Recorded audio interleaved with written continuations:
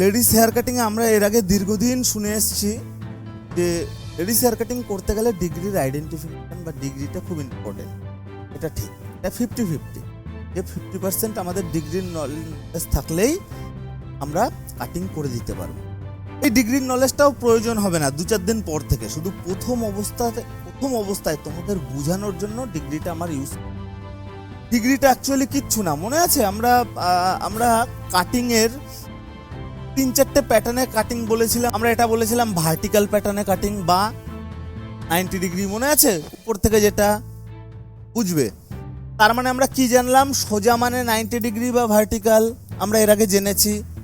ডান দিক থেকে এরকম ফরওয়ার্ড ডায়াগোনাল বলে এটাকে আমরা 45 ডিগ্রিও বলতে পারি। বুঝতে পারছো? বোঝার চেষ্টা করো। আমরা বলি না যে 45 ডিগ্রিতে, এর আগে বিভিন্ন সময় আমরা কাটিংয়ের সময় ইউজ করেছি 45 ডিগ্রিতে কাটো।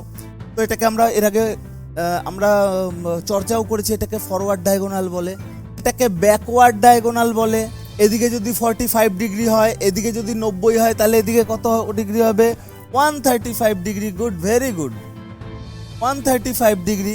আর এটাকে আমরা হরিজন্টাল বলেছি বা এটাকে 0 ডিগ্রিও বলে। এই তো তোমরা রেডি হয়ে গেছো। এইটুকু নলেজ থাকলেই হবে, আদার্স কিচ্ছু দরকার নেই।